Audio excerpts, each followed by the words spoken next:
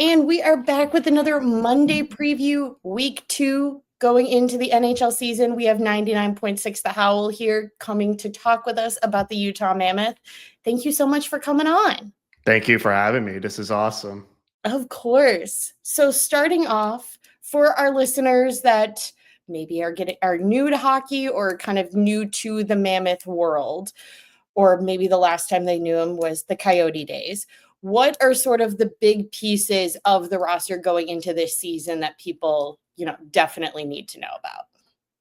Well, I would say they had the biggest trade in the summer, really early in the summer, and there's pretty much nothing after that league wide. But acquiring JJ Peterka, just a pure goal scorer, Utah had problems putting the puck across the red line. Like they would generate so many chances, but just the puck was not going into the net if your name wasn't Gunther, Cooley, Schmaltz, Keller, or Hayden. Like the secondary scoring just dried up. So acquiring Peterka helps out that department. We had to let go of Michael Kesselring, who's a sort of young budding defenseman. I think he'll be good with Buffalo. Just he'll be more defensive. He's got some offensive upside, but shoring up that defense for Buffalo. And then they had to trade a franchise legend son and Josh Stone. Obviously, they weren't the Coyotes anymore, but if they were the Coyotes, that would have been a massive trade to do. But Peterka is the major player to look for up front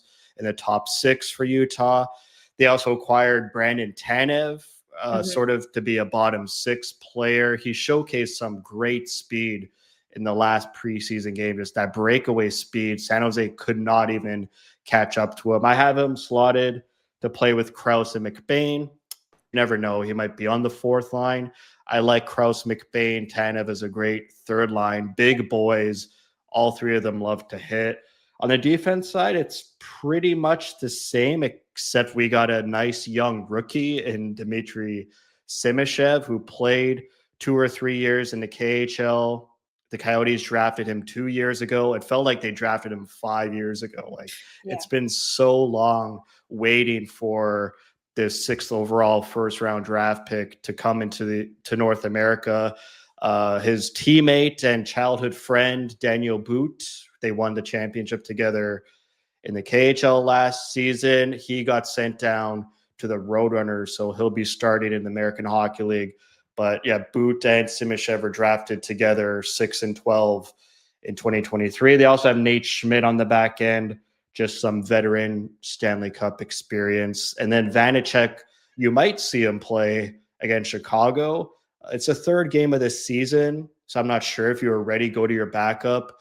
I would hope that Vejmelka gets a nice string of starts because he didn't look too good in the preseason. But you never know. They might throw Vanacek there on that last game of the road trip against the Blackhawks. That's pretty much everyone that has a new face for the Utah Mammoth. Love it. Love it. Are you expecting Boot to come up at a point for Utah this season, or kind of get first year of AHL under your belt and then kind of go from there? This organization, it's up to the player. Like Gunther, he only needed 35 games in the American Hockey League and forced his way on the team. Josh Stone took a little bit longer. For me, Bill Armstrong alluded he wants Boots to play top 6 minutes. He doesn't want him 10 minutes in the bottom 6. So that reading the tea leaves, I think he'll stay there a long time, maybe 1 season or 3/4 of a season, because there's no room for him in the top 6 unless there's an injury. But then Nick Schmaltz, he's on an expiring contract. That's some off-ice drama. Are they going to extend Schmaltz? I'm sure you guys know Schmaltz a lot, being Chicago fans, but are they going to extend him? If Boot is amazing in the American Hockey League, maybe they could afford to trade Schmaltz if they're not going to re-sign him and then bring up Daniel Boot. But I expect for sure half a season down in the AHL. Makes sense. I know you kind of went over the new additions that Utah made during the offseason. What is kind of your rating for the offseason as a whole for the Utah Mammoth, be it trades, free agency, draft, kind of what were you wishing that they did more? Do you think that they did too much? Were there any picks during the draft where you were like, this is amazing, this is a steal? What are your kind of thoughts in their off-season activity? I think I'd give it, you're putting me on the spot, and probably an A minus, but only because they won the draft lottery to select fourth overall and getting Right. a great centerman, probably a future number one or number two centerman in Caleb Desnoyers, because that was a whole thing with me in the back of my mind. Like their center pipeline was kind of weak. It was just Cooley, Hayden, and McBain, and then you're kind of hoping for these unknown prospects to hit hard, like maybe a Gabe Smith or some depth prospects. I won't get into that. I know prospects a lot, but to get another franchise center for free by winning the draft lottery, it really like quenched that anxiety. And I'm so comfortable with this center pipeline for like the next 10 years. Could they have done more? Like the fourth line right now is a bit of a mishmash, but Kerfoot's week to week injured. So that's probably why it looks a bit rough.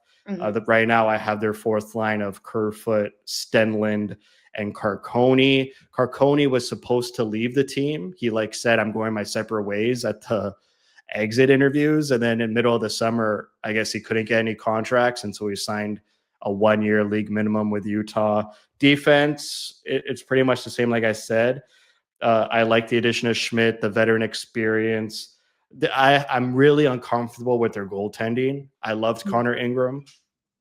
It was unfortunate, all the personal issues he went through last season.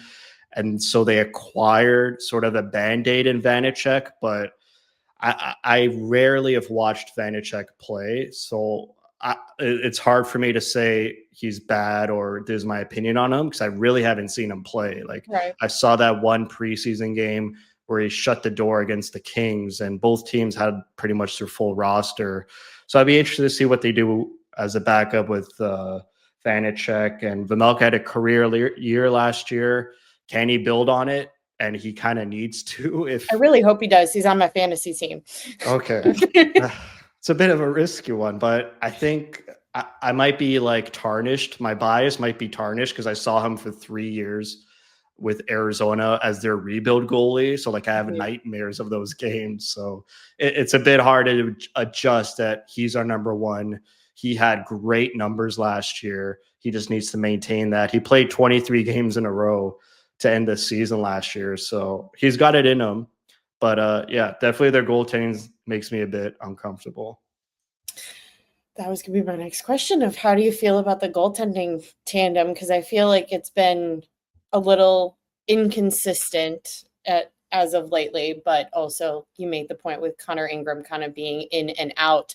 As an outsider outside of the Arizona-Utah world, it kind of just seemed like he was looking for a fresh start. Do you think that was the case, or has this been kind of going on longer than the NHL media wants to broadcast?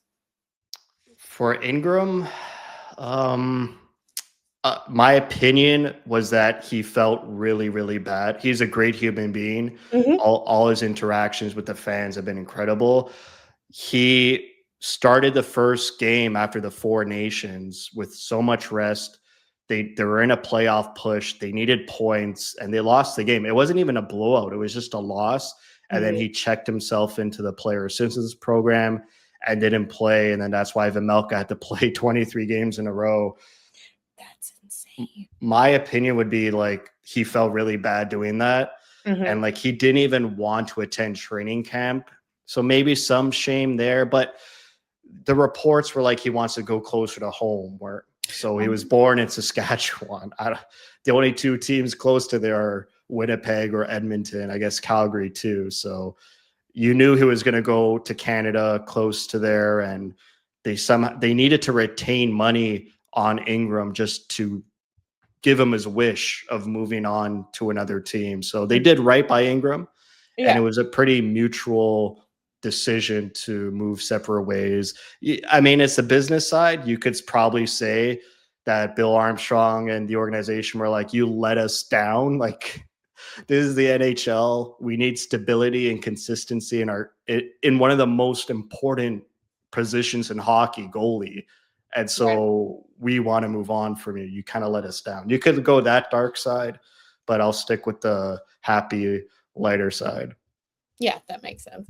Yeah, I didn't realize that that's closer to home for him. That makes complete sense. And Yeah. I feel like Winnipeg, you're pretty locked up in terms of the goaltending that they already have. They seem pretty comfortable with that. Um, Kind of going different direction. We talked about Simashev a little bit. Do you feel like he is going to be the guy to have the biggest kind of breakout this season for the Utah Mammoth? Or do you think somebody else, maybe somebody that isn't mentioned a ton, is going to have more of a breakout surprise year for the Mammoth? I don't think Simashev is flashy enough for Mhm. other people in the league, other fans of other teams to like really notice him. He's such a mature player he's 20 years old. I saw Chicago play their first game against Florida, and Lev Shinov is one of your big young defensemen. And he was kind of making mistakes here and there in that game, 2 penalties in the first. Like Simashev is like, he looks like he's been in the league for 10 years. Like, he's a smooth skater, positionally well. Like, he has great positioning, breaks up plays. He's very noticeable in a sense of like, he doesn't look lost for a 20-year-old. So I don't think he has a flashiness to break through and make headlines. I honestly think Cooley is going to have a humongous year. I think he's going to like hit that elite level where like he's in the conversation like Kucherov or like any of these stars, Kaprizov in the league. I think he's going to have a breakout year. Even though last year he did pretty well too. I think 65 points, 25 goals, and even Gunther. I think he hits 40. Like, I think Cooley and Gunther, just because they're not prospects anymore, they Right. got other gears to unlock. And being paired with Paterka to have like a consistent line mate the whole season. Whereas the last 2 years with Gunther and Cooley was like Jason Zucker in Arizona. And then last year, like sometimes McBain, and they throw some random person there, maybe Yamamoto or Kerfoot. It's like, no, now you have your own line. Right. And I really do think they're going to do some damage. So I would say Cooley and Gunther are going to have breakout years, even though they had pretty good years last year. Love that. I've seen the Mammoth kind of, everybody's throwing out their different predictions for divisions leading up to the start of the season. And I feel like Utah's kind of been a little more all over the place than some other teams in terms of the Central Division predictions. I've seen them, winning the Central. I've seen them kind of down at the bottom with us. What is your kind of prediction and expectation for this team going into year 2 of being in Utah? My personal expectation is fourth in the Central. The team's expectation is playoffs, and they're saying it publicly. So I do wonder, like in the back of my head, what happens if they don't start the season well? They Right. go on a bad stretch. Like, are we talking like coaching change? It's like I don't even want to think like that. But the Central is one of the toughest in the league. I mean, like Chicago, it's like, what's going to happen when they're really, really good? Like, it might take one more season, maybe 2 seasons. I've been through a rebuild. Yeah, I don't wish to go through another one again. But if you add Chicago to that mix, it's like this division is just a nightmare. Like, Dallas and the Avalanche are built to win a cup, not even just make the playoffs. They're built to win a cup for like the next 7 years. And then Winnipeg, I've been counting on their downfall for years and years. It just never happens. Like, I think it will take Hellebuck to just have a season-long injury for them to fall down out of the top three. They're a really good regular season team. And then like crunched up in the middle, Minnesota, St. Louis, Utah. I just always say they're like they're the same teams. It's like they're not elite, but they're not rebuilding. Right. And you just got to make the playoffs and try to crack it. No team wants to play those three teams I mentioned, the Blues, Wild, or Mammoth in the playoffs. Like, they could steal a series pretty easily, but it's just really hard to break through that top three. And then in the future, Chicago's going to be joining that group of teams where they're all competing for fourth in the division, or third if Winnipeg finally falls. Yeah, I definitely agree with that middle group. I mean, we kind of saw last year with the postseason. I mean, St. Louis almost cracked Winnipeg. Like, really, come playoffs, anything's possible with that kind of middle group. And I feel like the top groups sometimes they are built to have great regular seasons, but I think sometimes there's definitely opportunities where they kind of rest on their laurels of we're comfortable. And that's where, things can falter. Final question going into this season. What do you think is the biggest hurdle for the Utah Mammoth? Is it a position that they're weak on? Is it a mentality thing? Is it coaching? What is kind of the biggest? Is it facing a certain team? Like, if we can beat Dallas, we're going to be good. What is kind of the big thing that they need to get through?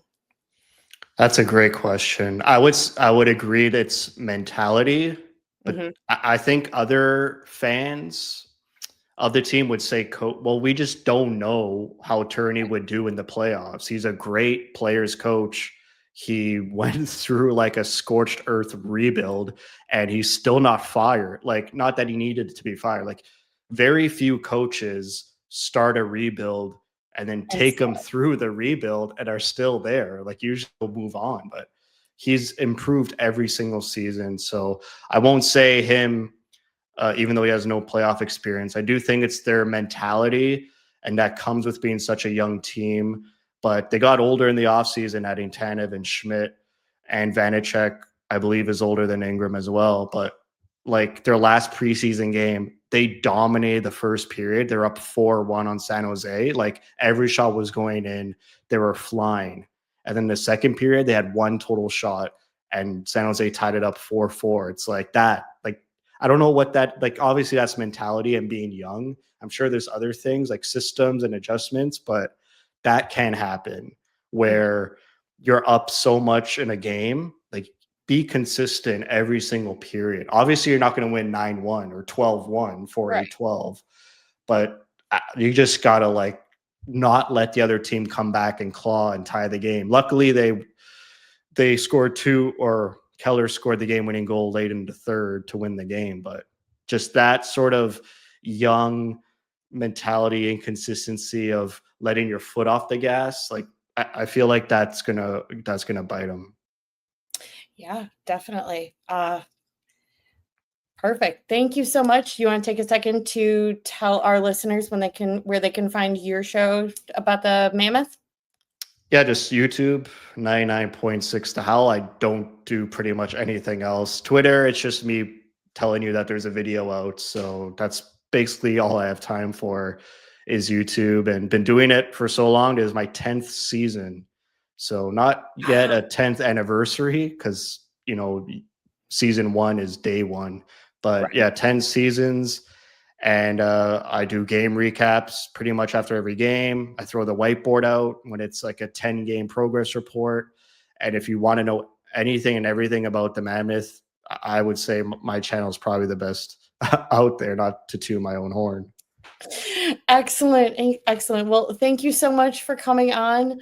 Hey, everybody. We are back again with another Monday edition of previews. You get reporter Krusty for the middle two games of our four games. Hockey Princess was able to get interviews with somebody from the Mammoths and the Ducks.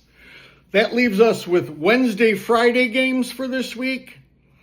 First game is Wednesday against the St. Louis Blues in St. Louis. We don't have too much on this. They were blown out in their first game, though. Biddington with not a good game. They lost 5-0 to the Minnesota Wild. When the Hawks go play them on Wednesday, this will be their second game at home. So I expect them on home ice to come out with something to prove after getting some boo birds in their home opener. St. Louis is basically the same team as last year. They've got Nick Budai and Jimmy Snuggerud, who just came on at the end of the year. Those are your basic two additions. The Blues are a hard, heavy team. The kind of team that usually will give the Blackhawks some fits You have to work very hard. You will have to go through them. If you attempt to go around them, they'll just body you off. So you've got to earn possession with them, and that's been a little difficult for our rebuilding Blackhawks team. Basically, they are solid down the center with all heavy centermen. Main players on defenses, they've got Broberg, they have Falk, they have Cam Fowler, who at the age of 35 has just signed another 3-year contract. Also Colton Parenko. So defensively, the best way to describe them is they are completely solid. Nobody on their back end does anything very spectacular offensively. Justin Falk and Cam Fowler, back in their earlier days, were known as much more offensive defensemen. But now in their later years, they are more of a defensive defenseman. So the main thing for the Hawks is what they'll want to try to do against this Blues team is play fast. That's the objective. Number one, for the young D-core to get the puck out quickly. St. Louis will just want to dump it in and go to the body and then cycle the puck. Something that our young Hawks struggle at a little bit. So the name of the game is get to the puck right away and get that puck completely out of the zone as quickly as possible. And that's through a little skating and a little passing. That doesn't mean just ringing it around in no man's land, which I believe the Blackhawks are starting to actually work on now. Whereas the past 2 years, it was more just about ringing it around. St. Louis has goal scorers and Kyrou and Thomas. Mostly they're the seasoned veterans on the team who have what you would call good offensive firepower. St. Louis is not loaded with firepower. Young Jimmy Snuggerud is somebody who can put the puck into the net. But again, this will be his first full year being pro, so it'll be iffy. It's a great measuring stick for early on the year of exactly if these young Blackhawks and, well, for the forwards, old Blackhawks are starting to buy into Blashill's system of playing a little bit harder and playing the right way. So, again, St. Louis has given us fits the last couple of years. Here is hoping that, this Blackhawk team can give them some problems. Nothing is better than beating the Blues at St. Louis. So hopefully, I'm sure Binnington will be in net. So it'd be great to watch him get booed off the ice 2 games in a row on home ice. Okay, our other game that we have is the Vancouver Canucks, which will be a Friday night affair at the United Center. Vancouver, again, basically the same team. The only major pickup is Evander Kane. Vancouver won their first game 5-1 against Calgary last night. Handled them pretty easily. Of course, Calgary played in the Battle of Alberta the night before, so they were probably a little gassed. Vancouver's main players are Philip Chiclet. I think that's how you say that. You have Elias Pettersson, Brock Besser, Jake DeBrusk, Connor Garland. Pettersson's considered your one true superstar, at least on the forwards, for the Vancouver Canucks. Known a lot for his softer play. Last year was a rough year for them, along with a rough year for all of the Canucks. He did take a big hit in last night's game and was able to bounce right back up and play. Interesting fact about the Vancouver Canucks is I'm sure they're the only hockey team ever to have 3 Petterssons on the team. The other 2 are defensemen. One plays, one does not. You cannot mention anything about the Vancouver Canucks without starting with Quinn Hughes. Again, he's got plenty to prove again this year. Defensively, him and Hornak, you've got Tyler Myers. Again, basically a solid two pairs. Quentin Hughes is a superstar on the back end. Their power play goes through him. A good portion of their 5-on-5 play will go through him. Odds are good. Vancouver plays Dallas Thursday night. So I would assume the backup will play against the Hawks on Friday night.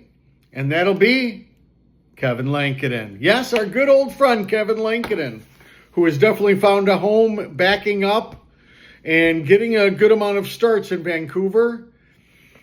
Again, Vancouver was a team in disarray last year. They are really looking to get off to a solid start this year. Nothing would be more helpful than racking up some wins in the first couple of weeks. They've got enough offensive firepower to be scary and good enough defensively to occasionally shut you down. The Hawks will have their hands full, but this is a team that they could probably go toe-to-toe with physically. They're not the most physical team around. They've got some gifted players. So this will be game 3 at the United Center for the Hawks by then. We're going to start to understand where everything gels with this young Hawks team. I would assume Spencer Knight gets both of the games. But again, we're playing like every other day. Soderblom might get either Wednesday or Friday. That's about it on this report. As I said, it's real early in the season. So we don't have much of a gauge on how these teams are right now. But look forward to talking to you guys again. We're continuing on with our second week of the season. We have Cody from Royally Quacked. Cody, thank you so much for coming on. Thank you for having me. Of course. Very excited to get into this because I feel like the Anaheim Ducks are definitely a team that no matter what your allegiance is right now, if you love them, if you hate them, you're talking about them. They're definitely one of the most talked about teams in the offseason and going into the start of the season. So to start off, for our newer fans or fans that are just not familiar with the Ducks, who are like some of the bigger pieces that kind of like you at least need to know these guys prior to the matchup? I would say, Mason McTavish is one, with a big contract that, the whole 6'7". I still don't understand what that means. But I that's all I know. Literally, that's it. But it's good to finally have him in the lineup. He signed for the next 6 years. The other one who we just also signed long term was Jackson Lacombe. Mm-hmm. He I would say he's our number one defenseman right now. We locked him up for the next 8 years, and I'm super excited. Someone that could play on both sides of the puck, PK and power play. And I don't know if most people know this, but he was actually the power play one quarterback in college over Brock Faber. So I don't know if a lot of people actually knew that or not. So, and then also like our main guy in net is Dostal. I mean, everyone loves Dostal. Yeah, that was definitely. I wasn't surprised when the trade happened for Gibson to go away because I feel like his name is constantly, brought up every offseason, kind of like, I don't know. There's a handful of guys. We had that and Zegers at the same time too. So yeah.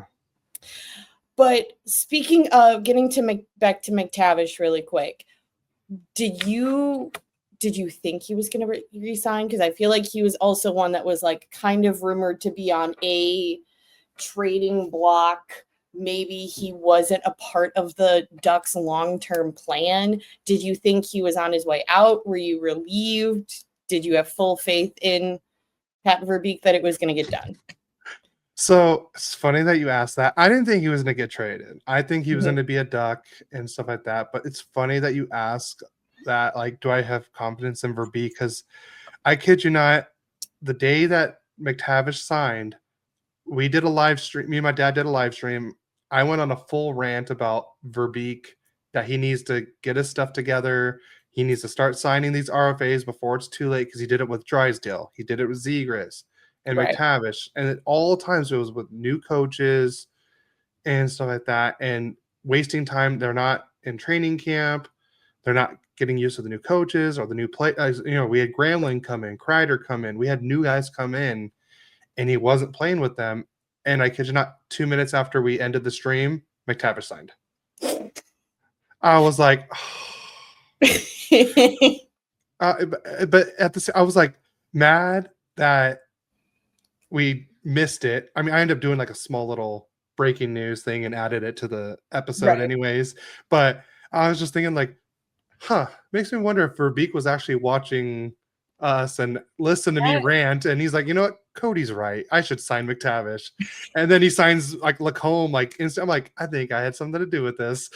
There you go. I mean, but your point was still right. I mean, Yeah, they definitely have been behind the 8 ball multiple times going into camps for the past couple of years. Yeah, and I think that's another thing that's hurt us, because like especially with the Zegers and Drysdale thing, they got hurt, and Zegers wasn't the same after that either. Right. Like he wasn't the 60-point season player that he was before. And Drysdale was hurt, Zegers got hurt, and they just weren't the same after that. So no, makes complete sense. I'm curious to see how Zegers ends up as a Flyer and how he kind of meshes with their system. Like, I expected both the Gibson and Zegers to be traded. I'm not the Gibson one. I'm not. I think we could have got a little bit more, but I'm kind of like, but the whole I like the trade because one, we lost I think $2 million in cap with the Mrazek, and then another year less. So I was like, okay, I'm good with that. That's fine. The Zegers trade, I'm not mad he got traded. It's just what we got back for him. Right. I feel like we could have gotten so much more for someone like him, and we traded him at his lowest value. What did you guys end up getting back for Zegers? I have nothing against this player, but Ryan Poehling, Okay. and I believe it was a 2nd round pick and a 4th round pick. Okay. I believe that's what it was.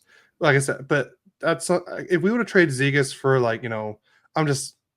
I'm not saying this would have happened, but like a Elias Pettersson or a superstar kind of, or Pasternak. There you go.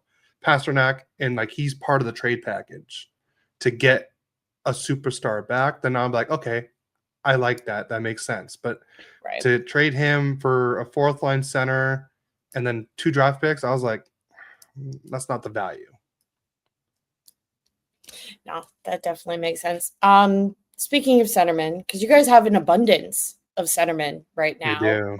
Yeah. With Anaheim, with kind of the prospects that are coming up, with McTavish being re-signed, what do you think is kind of the expectation with your abundance of centermen, both like on Anaheim and the younger kids that are like Beckett Seneca that are kind of on the cusp? Well, Beckett's a winger. He's not really a centerman, so we don't need another centerman. I mean, we just drafted McQueen, but that's someone that the Ducks should have drafted, and that's who I wanted them to pick at 10. Because I think, honestly, that's the steal of the draft right there already, at getting him at 10. Because he was supposed to be, I think, a top 3, top 5 if he wasn't injured. Yeah. So I'm happy that we got him, and I think he's already like everyone's favorite Ducks player, and he's not even on the Ducks anymore, or currently. Right. But I said I'm excited because centers are usually easier, the ones that can play wing and center. So you can switch them in and out. Like Granlund, I know he's a centerman, but he mostly plays the wing. Right. But he can play center.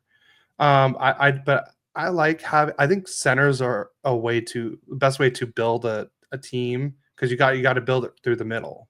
So I like we have Leo at number 1, McTavish at 2, Strome at 3, and Poehling at 4.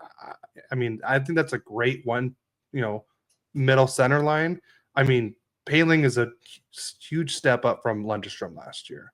And I loved Lundestrom, but Poehling is definitely an upgrade. And then Strome, now no longer a 1st line or 2nd line center. Now he is a 3rd line center, which is where I think he needs to be. I think that's going to help everyone out everywhere, because McTavish is definitely a 2C, and Leo Carlson's, the elite 1C for us. Right. So, and then just you can easily mix and match the wingers with each of them, but that should be our centers for a while now. Gosh, I'd kill to have a centers up and down like that. You do have Bedard yeah, we do. and Nazar. Yeah. Well, wait, is it Nazar or Nazar? Nazar, but Nazar. I forget to refer to him by his actual name because we call him NASCAR on our show. But Bedard will be a winger. Bedard is not a centerman for the Blackhawks. I've heard people talk about that on other podcasts that maybe they should have NASCAR, or is it NASCAR? Yeah. He should be the number one, and then Bedard will play on his wing. That's what a lot of people have been saying. I think that'll work for a time. I think the plan, if I can, get into KDR GM's head, is that Frendel, who we drafted this past year, is ideally to be the center off of Bedard, just because you have a little bit more size, because NASCAR and Bedard, gosh, they're so tiny. I love them both, but they are small, where Frendel's got, a bit more size to him. Getting to Roger McQueen really quick, I will say you guys have an excellent draft pick. I saw him a couple of, not this past year, but the year before when he wasn't draft eligible. And that kid was hitting everything that moved. It was highly entertaining. He was making some mistakes, but he's 16. He's going to, but he was so entertaining. You guys have got a fantastic pick in that kid. And also I just loved all the Lightning McQueen jokes. Oh God. And he picked number 95, and I'm pretty sure as soon as he's a Duck, that's like going to be the number one selling. Even if you're not a Ducks fan, that is going to be the number one jersey sell. Oh yeah, my mom doesn't know. I mean, she still refers to them as the Mighty Ducks, like thinks that they're still owned by Disney. But she found out about the McQueen thing, and she was like, "I need a jersey," and I'm like, "That's not our team." Yeah, and she's like, "I don't care. It's Lightning McQueen." It was so perfect with us drafting McQueen and then him going straight to Disneyland to take pictures with Lightning McQueen. I was like, wow, you can't really write that, can you? No, gosh, it makes me think, like, what if McQueen had already been picked, and would they have still done the entire thing? That's what they were saying there. It was already planned no matter who they were drafting. So, but I think it was better with McQueen. It was much better with McQueen, yes. Jumping away, we've touched on Dostal a little bit. What is your kind of expectation? Obviously, Dostal is going to be the number one going into the season, but what is your kind of comfort level starting in the beginning of the season with your goalie tandem? Well, I mean, Mrazek, I would say, I mean, since you had Mrazek as your goalie, can you actually help me out and tell me a little bit more about Mrazek? Because you've seen him a lot more than I have. He gets hurt a lot. Even as a backup? And no, as a I think as a backup, he will be more than okay. I think he was expected to do a lot more for a god-awful team in front of him. And that's where he kind of struggled and maybe pushed himself too far into injury because he was playing like 80% of the games because we really didn't have any backup whatsoever because this was before Bloom shined. But I think getting Spencer Knight, Yes, and getting Spencer Knight. I'm so grateful we have functional goaltending now. But I think Mrazek as a backup is going to be an entirely different thing than when he was here. I think he was like many veterans that have come here within the past couple of years during this rebuild. The expectation for them is just so high. And if they do anything less, they're written off as a failure. Yeah. No, I guess I think Mrazek's going to be a great backup to Dostal, and especially since Dostal and Mrazek are both from Czechia, and their goaltending coach is from Slovakia, and they, it used to be one country, Czechoslovakia, and they all speak the same native language, so that it fits right there. But I'm just saying, even if Mrazek gets hurt, like you said, he was very injury prone, we still have Ville Husso too, and he played 3 or 4 games with the Ducks, and he looked like very as a great backup to Dostal. Like, he was very serviceable. Like, he didn't look like he was lost out there. I really liked what I saw from Husso, and I'm glad we re-signed him. So if we do lose Mrazek, I'm not too worried. But I think Dostal's going to be top 10 in the Vezina trophy this year. You know, I'm not saying he's going to win it. I'm just saying top 10.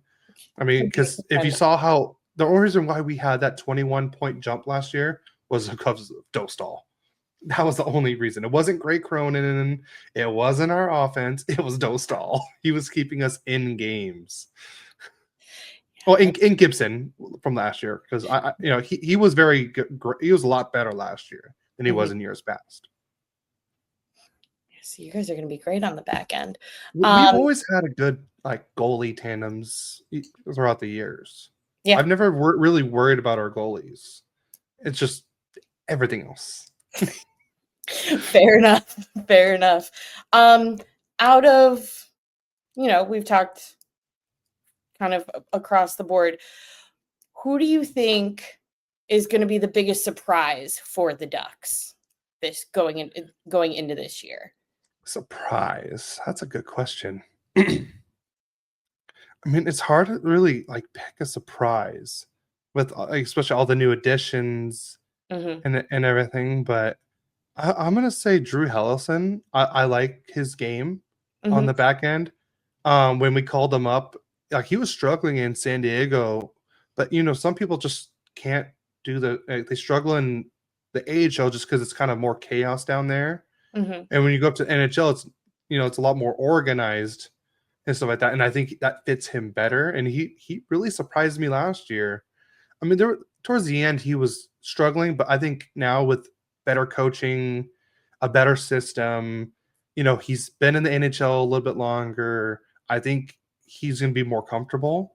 So I think that's the one I want to say Drew Hellison. I love his defensive game and everything. So I'm not saying he's going to put up points, but he'll surprise you. He can score, but I guess I'm not he's not the one I'm going to pick to lead us in points on the defensive end. But he'll be the one that's shutting down on the PK and helping us 5-on-5 and everything and playing great defensively. Nice. Speaking of defensively, are you as excited for your decor as everyone else is? As soon as Gudis and Trouba are out, yes. I love Gudis. I love his hits, but he really struggled last year. I still don't understand the Trouba trade from last year. I don't understand it one bit. It just blocked more people. But I would have been more excited if we would have had Tristan Luneau up, because he's that's two guys that are blocking the right side. Luneau's right-handed, and I believe we have another defenseman, Ian Moore. He's also right-handed. And I think they would have been better fits to be on the right than I would have had probably Luneau and then Hellison and then and then Ian Moore down instead of Trouba and Gudis. But I mean, they're both on their last year of the contracts, and I doubt both of them are coming back. So that's what I'm praying for. But yes, I am super excited for this decor for sure, though. It's going to be insane. I mean, I love my decor, but watching your guys' projections, I'm like, oh my God. Yeah, because we also got Tyson Hines. He's going to be a great defensive defenseman. And then Stan Solberg, someone I cannot wait to see in the NHL. And I gave him the nickname the Norwegian Nightmare, because they just say he's literally just like a bigger Radko Gudis with more offensive game to him, and you can see it when you watch him play. But nice. I just remember when the year we drafted him, they showed him, and he pretty much said mouthed "F you" to Gudis during the World Championships. I'm like, if you the balls on that kid to say that to someone nicknamed the Butcher. I'm like, I like that. There you go. All right. Going into just a couple more. What is your, because everybody's been throwing in their standing predictions. going into the season. What is your kind of prediction and expectation with this team? My prediction, I know we had 80 points last year, but we had the worst power play. We weren't good on the PK. If we stayed at the 80-point mark, I wouldn't be mad as long as our all-around game got better. Like we were better like on the PK, better on the power play, better on 5-on-5, because like last year, it was all Dostal was that 21-point jump. But I'd like just to see the whole team just at least look a lot better and build to the next year. I mean, the ceiling for us is a wild card team. I believe that's the ceiling for us this season. Is I believe like making the wild card. In my predictions, I don't think the Ducks are playoff ready yet. As much as I would love for them to be in the playoffs, and a lot of people are saying that Ducks are the dark horse team this year, and I like that. But realistically, I mean, I could see them being a wild card or just missing out on the playoffs. I think I'm hoping they're in that like 90 to 95 point range, and just missing it, and I'd be okay with that as long as all those like numbers are looking better from last year. Fair enough. And then on the flip side, what do you think is going to be the biggest hurdle for this Ducks team? Is it a weak spot in the roster? Is it a mentality thing? Is it, just getting used to all the new components this year? What do you think is the biggest hurdle for the team? I think the biggest hurdle is just, having, some of the younger kids, getting more used to being at the NHL level, like Minty and Zelly and even Hellison a little bit, like, getting them used to it. McTavish, be more consistent. I think I would say is the right word. I mean, everyone says consistent though. That's usually a cliche answer. But it's true. Yeah. But also, we had Greg Cronin for the last 2 years, and he was running that stupid man-to-man defensive thing. And it's a whole new scheme. They're going back to the zone coverage. And I know most of the guys are used to it, but after you haven't been in it for 2 years, sometimes it might take a little bit getting used to back into the zone play. And, like I said, all new coaching staff. I think we only have 2 coaches coming back, but it's not like, it was like Peter Budaj is the goaltending coach, and then Tim Army. I don't remember what he does exactly, but I know he's a great coach. But we had Joel Quenneville as the new head coach, Jay Woodcraft coming in for the power play, and I can't remember his first name, but something McGill, and he's going to be running our PK, and so like all new big time coaches to help with this team. So I think it's more just getting used to the new players like Kreider and Granlund and Paling and Mrazek, and just kind of just combining it with like the veterans and the youth and just being consistent. Fair enough. All right, Cody, thank you so much for coming on. Do you want to tell our listeners real quick where we can find you guys if we need any knowledge on hockey in the state of California? Yeah, so we're on all social media platforms at Royally Quacked, and also you can find us on YouTube, Spotify, Apple, also at Royally Quacked. Like I said, me and my dad have so much fun doing this. I'm the Ducks fan, obviously. My dad's the Kings fan. Getting to do this every week with my dad is one of the it's one of the things I always look forward to every week. It's always nice to be able to enjoy something with your dad. So, as a father-daughter podcast, I definitely agree. Yeah. So, I didn't know that. That's great. That's awesome. But I said it's so much fun, and we've met some amazing people along the way. And I just hope me and my dad's goal is hockey's number one. That's yes, we love the Ducks and we love the Kings, but we want to build hockey all together. Even if we get new fans from our podcast and they say, no, I like the Tampa Bay Lightning, cool. I don't blame you. Good for you. I'm just glad we got another hockey fan. Yeah. That's all I care about is, building the game of hockey more than anything. Literally couldn't have said it better. Yeah, absolutely. Well, Cody, thank you so much for coming on. And that is all, folks. We will talk at you guys next week.